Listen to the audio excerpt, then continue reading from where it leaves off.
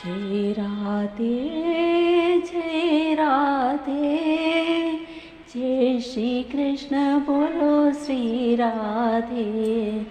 जय राधे जय राधे, जय श्री कृष्ण बोलो जय राधे।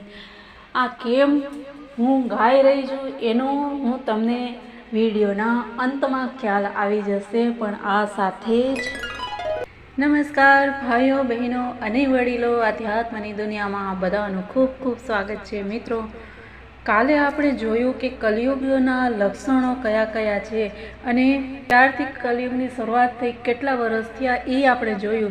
परंतु आजे आपणे शास्त्रना हिसाबे आपणे जाणशुं के कलियुगनी साची शरूआत क्यारथी थई। तो एना माटे मित्रों विडियोना अंत सुधी बनी रहीजो अने आपणी चेनलने हजी सुधी जो सब्सक्राइब ना करी होय तो स्पिरिच्युअल वर्ल्ड आध्यात्मिक ने सब्सक्राइब करी लेजो, जेथी करीने आपणे शास्त्रनी वातो जे छे ई सांभळवामां मदद मळे। तो मित्रों आपणे जोयुं के काले के 4 युग छे, सतयुग, द्वापर, त्रेता अने कळयुग। तो कळयुगनी जे शरूआत है ये शास्त्रना हिसाबे भागवत पुराण में पण स्पष्ट कह्युं छे अने बीजा शास्त्रों में पण कह्युं छे के द्वापर युग पछी ज्यारे श्री कृष्ण भगवान स्वधाम पधार्या ए टाइम पछी अर्जुननी जे शक्तिओ छे ए बधी शक्ति हणाई गई अने युधिष्ठिर आदि बधा 5 पांडवोए जे राज छे ई परीक्षित राजा ने सौंप्युं अने त्यार पछी जे छे ई कळयुगनी शरूआत थई। तो आजे अत्यारे आपणे ई विस्तारथी जोईए।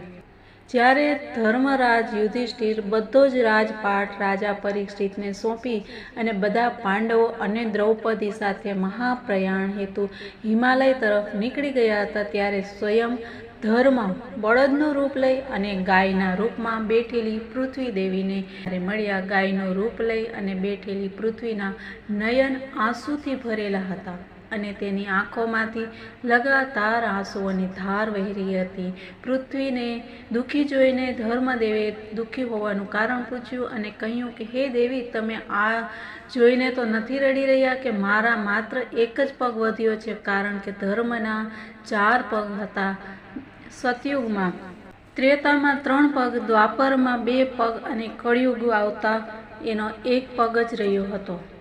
तो ए वातथी तो तमे दुखी नथी ने के राक्षसी कोई ताकत जे छे ए तमने सतावी रही छे?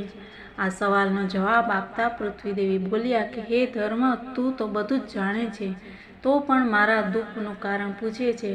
सत्य, पवित्रता, क्षमा, दया, त्याग, शास्त्र, विचार, ज्ञान, वैराग्य, ऐश्वर्य, निर्भीकता, कोमलता, धैर्य वगैरे गुणोना स्वामी भगवान श्री कृष्णना स्वधाम जवाथी कळयुगे मारा पर कब्जो करी लीधो छे।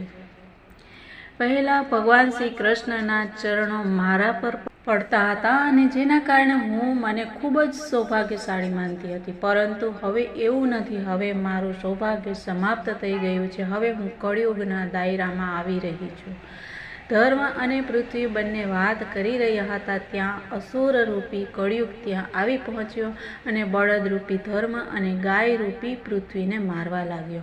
त्यां ज राजा परीक्षित त्यांथी पसार थया हता अने आ दृश्य तेणे पोतानी आंखोमांथी जोयुं अने कळयुग पर खूब ज गुस्से थया। राजा परीक्षिते कळयुगने कह्युं के तू दुष्ट पापी, तू कोण छे? गाय अने बळदने शा माटे सतावे छे? तू महान अपराधी छे अने तारो अपराध क्षमापात्र नथी, एटले तारो वध निश्चित छे।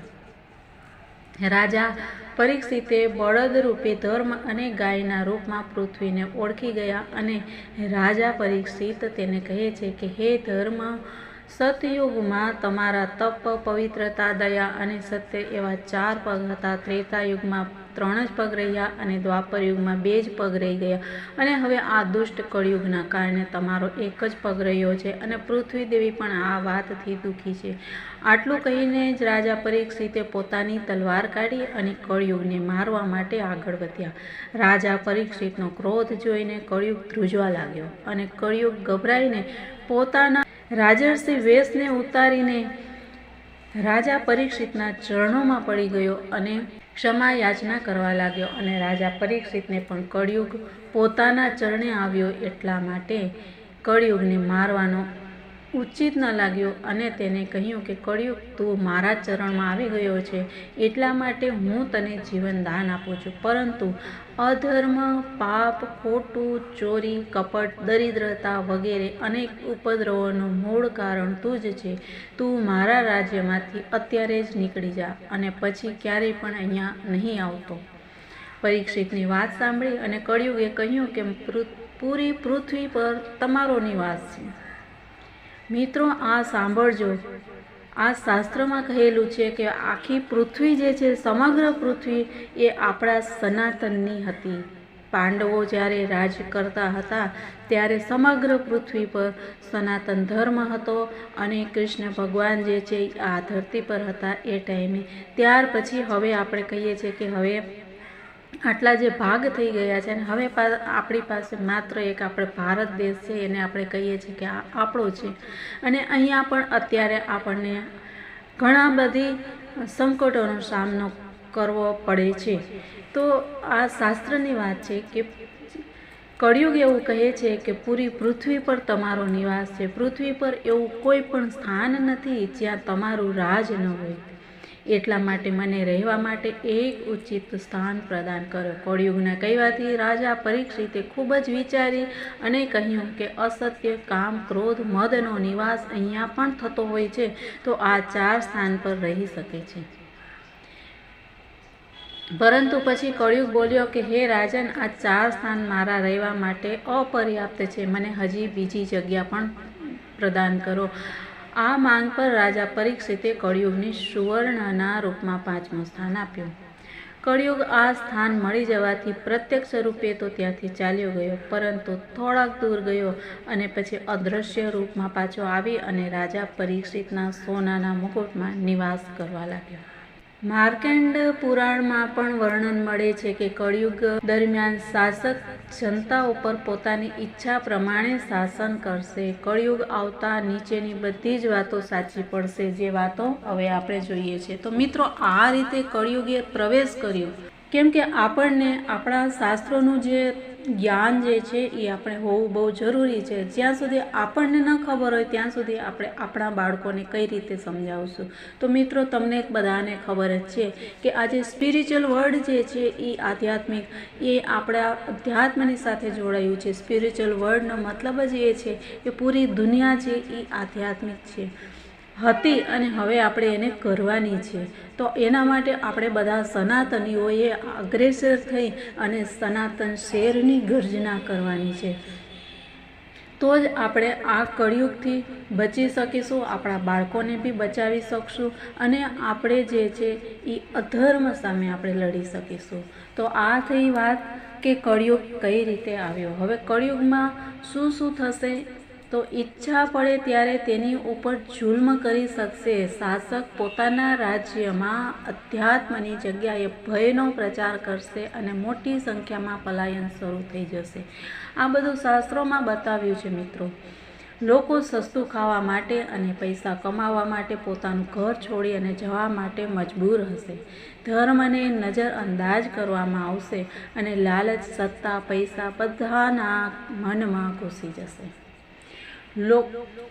લોકો કોઈ પણ પછતાવા વગર લોકોની હત્યા કરશે અને સંભોગત જીવનની સૌથી મોટી જરૂર બનશે. આજે આપણે જોઈ રહ્યા છીએ કે કેટલા નરસંહાર થઈ ગયા છે. આપણે આ કળિયુગમાં જ જીવીએ છીએ. મિત્રો, આપણને બહુ ખબર નથી. બાકી આપણે જો જોવા જઈએ આપણો પાછળનો ભૂતકાળ, તો ઘણા નરસંહાર થઈ ગયા છે આ ભૂતકાળમાં અને અત્યારે પણ થઈ રહ્યા છે. આપણે સહી સલામત છે, કેમ કે આપણે કાનાની લાલાની સેવા છે, આપણી સાથે કાનો છે, એટલે વાંધો નથી. લોકો ખૂબ સામાન્ય રીતે કસમ ખાશે અને કસમ તોડી પણ નાખશે. લોકો મદિરા અને અન્ય નશીલા પદાર્થોનું સેવન કરવા લાગશે. શું તમને ખબર છે મિત્રો કે સારા ઘરના લોકો પણ મદિરા પીવી એ બહુ સ્ટેટસ માને છે.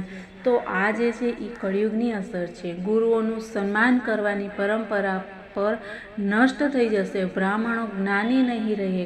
તો આ બધા છે એ કળિયુગના લક્ષણો છે. ક્ષત્રિયોનું સાહસ ખોવાઈ જશે અને વૈશ્ય પોતાના વ્યવસાયમાં ઈમાનદાર નહીં રહે. માણસની ઉંમર ધીરે ધીરે ઘટતી જશે અને અંતમાં માત્ર 20 વર્ષની થઈ જશે. આ બધી વસ્તુઓ આપણા જીવનમાં સૌ સાધારણ બનવા લાગી છે. તો આ થઈ કળિયુગની વાત મિત્રો. આપણે એના ઉપર બહુ જ વિચાર કરવો પડશે અને એના માટે આપણે સજગ રહેવું પડશે. કેમ કે જ્યાં સુધી આપણે સતર્ક નહીં રહીએ તો આપણે આપણા ધર્મને બચાવવો મુશ્કેલ છે. માટે આપણે આપણા ધર્મ માટે, આપણા પરિવાર માટે, આપણા પોતાના માટે, આવનારી પેઢી માટે આપણે સતર્ક રહીએ અને હંમેશા ઈશ્વરનું સ્મરણ કરીએ. તો બસ ઈશ્વર સ્મરણ એ જ સૌથી મોટી મૂડી છે અત્યારના. કેમ કે કળિયુગમાં કહ્યું છે કે કલયુગ કેવલ નામ આધારા, સુમેરી સુમેરી નર ઉતરે પારા. કે ફક્ત કળિયુગમાં નામ જપ જ મહત્વનું છે. આપણે બીજું કશું નહીં કરી શકીએ તો ચાલશે. કેમ કે અત્યારના મનુષ્યનું આયુષ્ય ઓછું થઈ ગયું છે, દિવસો ટૂંકા પડે છે. એટલા ઓછા આયુષ્યમાં આપણે ક્યાં ક્યાં પહોંચી શકશું. આપણું નામ સતત જપતા રહીએ એ જ છે ઉપાય. મિત્રો, આ સાથે આજની વાતને અહીંયા વિરામ આપું છું. કાલે ફરી મળશું કાંઈક નવી વાતો સાથે. ત્યાં સુધી બધાને જય હિન્દ, વંદે માતરમ, ભારત માતાની જય. જય શ્રી કૃષ્ણ. રાધે રાધે.